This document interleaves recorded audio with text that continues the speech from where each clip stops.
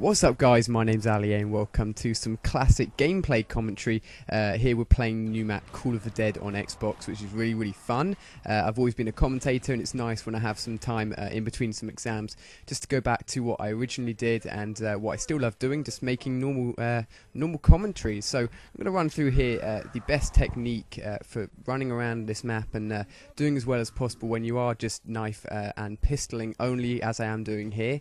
For the first few rounds you just want to be whipping out your knife, leaving your pistol alone, conserving a bit of ammo, because to be honest, on those later levels the pistol is not going to be too useful, so you just want to keep that ammo and try and use it on some of those few zombies if you get stuck on the later levels, but just basically sticking to your knife at the beginning.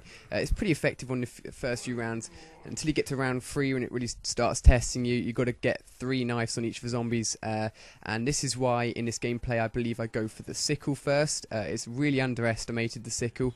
It actually allows a one-hit knife on the zombies up until around 9 I believe. After 10 it then becomes a 2-hit kill, but if you manage to get the sickle and the ballistic knife from the box, what the game actually does is it partners the sickle and the ballistic knife as one. It sort of forges them together, if you will, and makes it a really fast knifing action.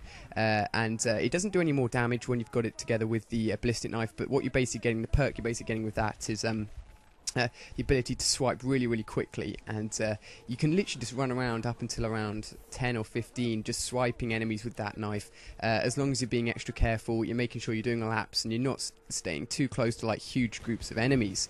The pistol is pretty useless until you get upgraded. Someone did ask in the comment section of the first part, why thank you guys for 50,000 subscribers, which is just insane, so thank you very much for that. But one of the comments was, am I going to use the ray gun or am I going to upgrade the pistol? All of you guys are pretty certain that the ray gun was actually a pistol, which is fair enough. I guess if I ever do this again, which I probably will because it is really fun and it's a different way of playing zombies, then I guess if you guys wouldn't mind me seeing the ray gun, then I wouldn't mind using it myself. But if you think it's a bit too overpowered and just sticking to the normal pistol and or the pistol you get in the box and just knifing only, then that's up to you guys. But yeah, I do actually upgrade the pistol at some point in this gameplay, and it's really awesome. I won't give it away if you haven't seen it yet. I'm sure many of you have, but it becomes a really powerful pistol which you can use really well when you're actually chaining zombies behind you into rape trains, where you just line them all up and then spray them all down, because on those later levels, when it gets to so many zombies, you've got to be making sure you're conserving ammo, making sure that points are of a necessity, and you're getting those points so you can keep on buying ammo off the wall, because I'm sure you won't be doing this knife and pistol only normally. But running through what's happening here, I didn't really explain in the first commentary. It's more of a thank you video as to what I was actually doing, but I will be releasing a full strategy guide at some point when I have some time to put that together. Got my AS level exams at the moment. Hope all of you guys that are doing your exams are well. They're going well for you guys, GCSEs as well, and whatnot. But this is actually a different way of approaching this map for all of you guys that normally head towards the power first, which is sort of a standard thing to do here.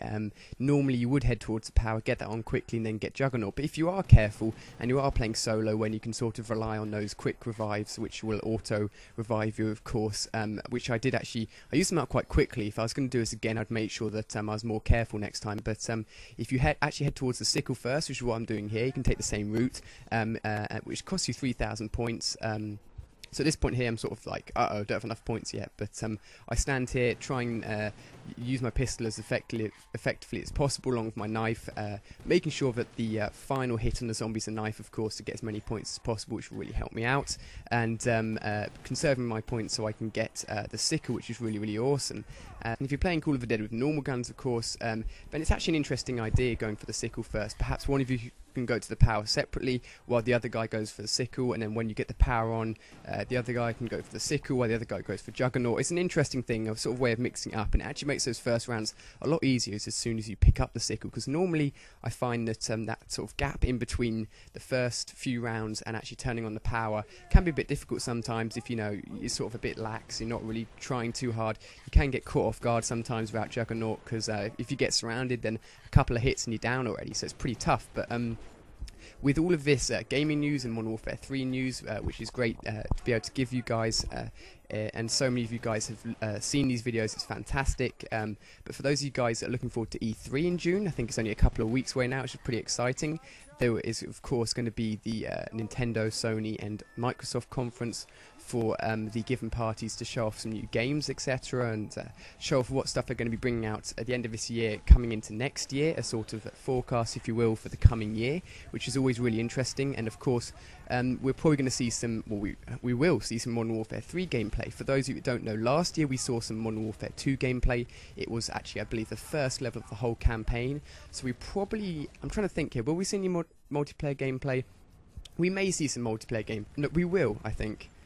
Although with Black Ops we didn't, so it'll be interesting. But with Modern Warfare 3 here, I reckon we're going to see the first level of the single player, which will be really, really cool to see how the engine has improved. They haven't got a new engine, but they've improved it. So it'll be really awesome to see what they've done there. But the gameplay, this part anyway, is coming towards an end here. This is a great way to circle around once you've got the sickle and keep the enemies back. So thank you very much for watching. Really awesome if you could like the video or favourite it. That really helps me out. And I'll see you on my next video.